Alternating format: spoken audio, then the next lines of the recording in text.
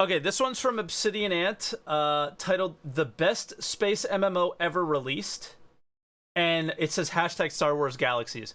I know nothing about Star Wars Galaxies. I never got to play it, but I'd love to hear about it because so many people have brought this specific game up to me as like, you would have really liked this game, Mike. You would have really loved this game. So let's check it out. An ambitious mess, the type of game that players often ask for but rarely get. Oh, it was an ambitious mess, the type of game that players often ask for but rarely get. Star Wars Galaxies then, released in 2003, and I think it's fair to say that it was pretty much in many ways the Star Citizen of its time. Really? Now, I'm fully aware I'm going to get roasted for saying that. Just for a moment step back then and forget about all the controversy and funding issues around Star Citizen, all the claims of it being a scam, and just look at the ambition. That ambition of living a life in space. This is what Star Wars Galaxies was all about. Right here on screen you can see Star Wars Galaxies Restoration 3. It's free to play, freely available actually. You can download it using the links in the video description. Have a look there and you'll find everything you need to know. Basically, it's a fan recreation project. There's a couple of others, Star Wars Legends and SWG EMU, Star Wars Galaxies Emulated, I do believe. Again, more links for those in the video description. Now, the story of Star Wars Galaxies, it has a very interesting history. And this comes in two parts, the development side of things and the gameplay side of things. In regards to gameplay, here players could choose to be a starship pilot, a smuggler, a bounty hunter, or pursue more creative endeavours such as becoming an artisan, an architect, or even a cook. You see, the goal of the developers at the time was to create a world within which players were dependent upon each other. Ultimately, this led to things such as player-run cities, player-run stores, and even, interestingly, medical gameplay, which itself was not too unlike the concepts behind the recent additions to Star Citizen. Now, the story behind the development of Star Wars Galaxies is perhaps a cautionary tale, and much of this was due to the time frame within which the game was being created. 2003 was a bit of a tumultuous time for MMOs. You see, I was playing Ultima Online so hard at this time. This was right before I went to college. As a whole was writing off the successes of the massive popular Ultima Online and EverQuest. Yep. And both of these had a very different idea about what MMO gameplay should be. Ultima Online thought it should be a sandbox open world in which players basically lived out their lives and chose their own activities. EverQuest, on the other hand, was all about theme park story curated content. The genre could have really gone in either direction.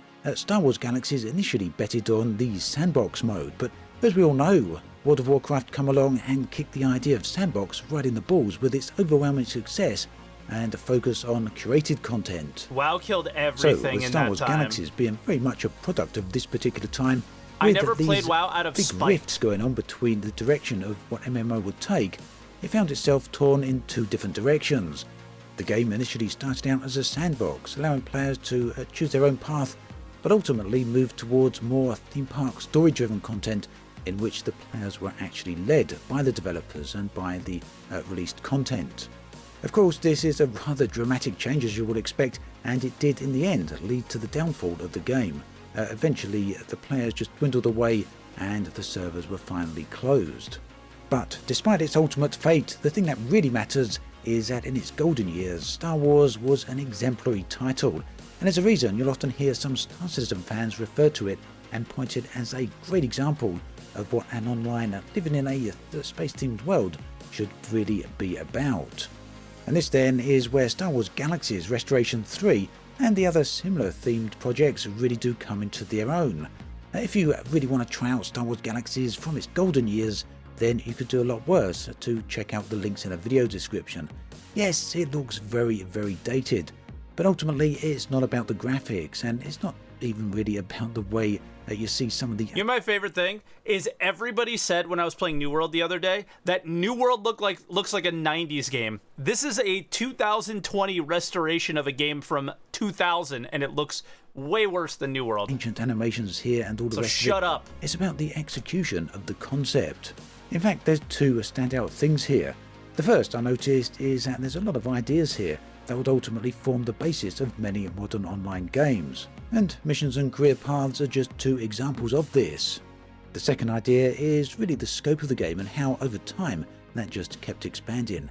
Now this is something you don't really see too often. I think perhaps one of the best modern examples of this really is Warframe. That's a game where just so much additional content has been added on over the years. It stayed true to its original ideas, its original concept, but just continued to expand. Now, Star Wars Galaxies kind of did this in many different ways, just building upon the original theme and the idea of living in a Star Wars universe. For example, the expansion Lightspeed to come out just a few years after the game's release, allowing players to own and fly starships. And that includes a full-on space-based combat as well, which is, even to this day, still pretty good. Now, you don't just have to take my word for it, you can go and have a look for yourself. It is completely free after all, but well worth a look, even if it is somewhat dated. Now, whether you do go and try it out, whether you've tried it out in recent years, or whether you're a veteran and played it back in its golden era, I'd love to hear from you. What are your thoughts and feelings about Star Wars Galaxies? Do let me know in the comment section below. As always, thanks for watching, and I'll catch you guys and girls next time.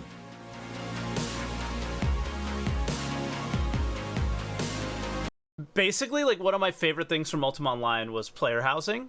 And player housing was something that was apparently in this game, and it was very detailed, and you can... like, one of the things that I loved to do was... You had your player house, but then any rares or any cool things that you got, you'd show them off.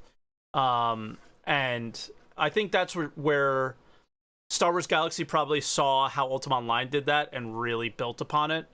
And yeah, man, like, I would have loved this game. I wish this wasn't a time where right after 2003, I went to college. I was playing college baseball. I had no time for anything. I was playing baseball and hockey in college. Like, there was zero time for me to do anything, including going to class. And that's why I'm a poker dealer and a streamer slash YouTuber now, is because of the choices I made then. But yeah, like, it's...